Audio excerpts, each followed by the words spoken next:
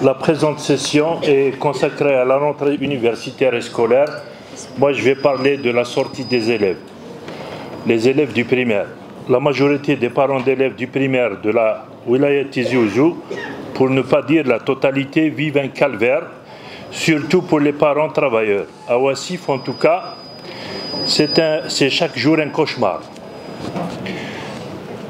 Des parents d'élèves m'interpellent chaque jour pour porter à votre gouverne leur peine, leurs doléances comme ultime recours, sans quoi ils menacent de ne plus envoyer leurs enfants à l'école.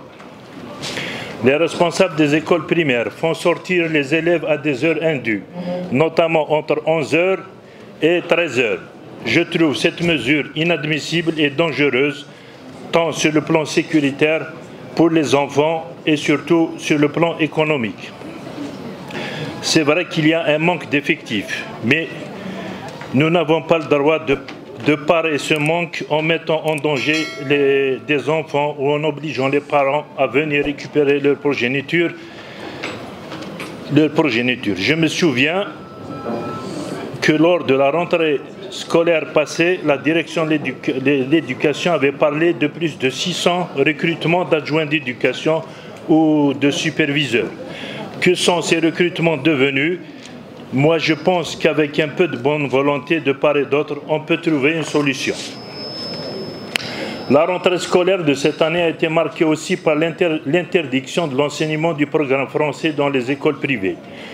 Je suis conscient que ce problème dépasse les prérogatives des responsables de notre wilaya, mais cela n'empêche pas d'en parler, a fortiori quand cela concerne des centaines d'élèves de Tizi Ouzou. Je pense sincèrement qu'avant d'interdire ou de condamner, il faut comprendre et se poser les vraies questions.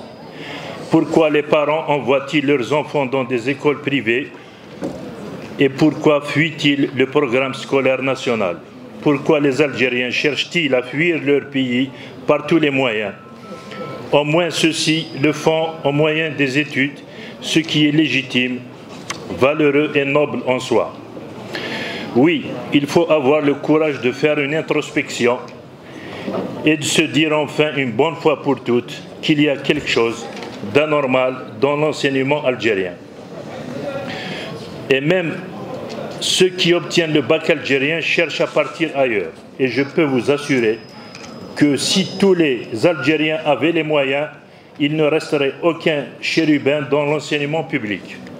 C'est pour toutes ces raisons que je demande à travers vous, Monsieur le Wali, au Président de la République, garant entre autres du droit à la scolarité des Algériens, d'intervenir pour permettre aux élèves de première, deuxième et terminale de continuer leur cursus dans les écoles privées, de passer leur bac et de régulariser au fur et à mesure la situation pour que les écoles privées se conforment à la réglementation. Mais pour que cet événement nous interpelle tous pour réformer sérieusement le système éducatif algérien et à penser autrement l'Algérie. Pour la DTP, la DTP a lancé le projet de réfection de la CW11, mais le dossier n'est pas visé par le contrôleur financier. Le dit dossier est chez le contrôleur financier depuis 2 mois. Et il n'est pas encore signé. Les usagers de cette unique route carrossable qui mène donc vers Zeknoun, Tigmounine et Sidi Atman, Monsieur le Wali, sont pénalisés. Je vous demande d'intervenir rapidement auprès du contrôleur financier pour signer et continuer les travaux avant l'avènement de l'hiver. Je voudrais aussi savoir la suite donnée au projet du CEM Bou Abdrahman. Le projet est accordé, mais aucune entreprise n'a commencé les travaux. J'aimerais aussi pour l'ADE, j'aimerais avoir des explications sur l'alimentation en eau potable des 300 nouveaux logements construits au niveau de la commune d'Aïtoudert.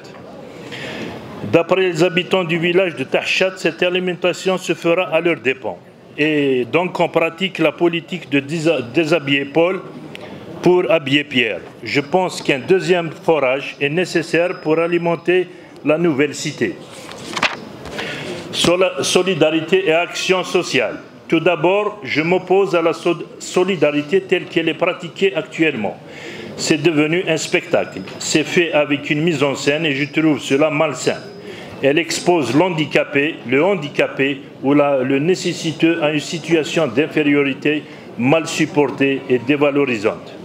Pour moi, la solidarité et l'action sociale doivent être totales, permanentes, réelles et surtout discrètes et respectueuses de la personne humaine.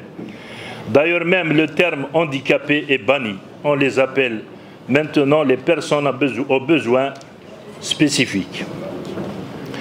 La première des choses à faire est de leur faciliter la vie dans les transports, dans les institutions.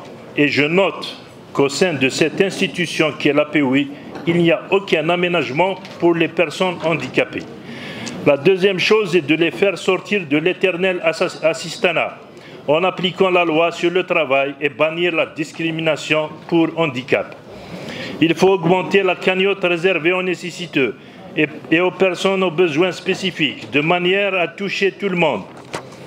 Encourager les associations d'aide en leur octroyant des subventions conséquentes. Supprimer cette limite d'âge de 60 ans qui empêche d'acquérir des handicapés moteurs d'acquérir un tricycle. Distribution équitable des projets d'utilité publique à travers les daïras de la wilaya. Création de services de rééducation dans les EPH. L'urbanisme. Je vais parler des marquises. Oui, avant de parler de l'urbanisme, je voudrais juste attirer votre attention, pas attirer, signaler que la classe pour enfants à besoins spécifiques à Ouassif a été débloquée enfin grâce à l'intervention de M. Louali lors de sa visite au salon du livre Amazir des Ouassif. Ce sont 13 enfants trisomiques qui sont heureux et 13 familles qui sont soulagées. En leur nom, je vous remercie. Reste à pourvoir cette classe spéciale en moyens humains, orthophonistes et psychologues et en matériel pédagogique. Nous comptons encore sur vous pour booster la direction de l'éducation et la DAS afin de répondre aux besoins de cette classe. Les marquises et les trottoirs. Quand est-ce qu'on rendra les trottoirs aux piétons? Quand est-ce qu'on verra des marquises propres et dans les normes? Il y en a qui ont carrément barré le trottoir au su et au vu de tout le monde. Les seuls qui ne font pas sortir leurs marchandises sur les trottoirs, ce sont les bijoutiers. Et vous devinez pourquoi. Aux Ouassif, depuis 5 ans, des locataires d'une cité luttent pour supprimer une marquise qui dépasse les normes. Malgré les démarches... Merci. C'est... Hein? Merci pour la solidarité. Qui dépasse les normes. Malgré les démarches, les courriers, rien n'a été fait. Je rappelle qu'une marquise doit présenter un aspect esthétique qui ne peut être constitué de tôle ondulée et aucun montant métallique ne doit être réalisé. La portée de la marquise ne doit pas dépasser 1 mètre et aucune trace ne devra y subsister. Jusqu'à quand cette situation va perdurer et à qui se plaindre? Merci de votre écoute. Merci à tous.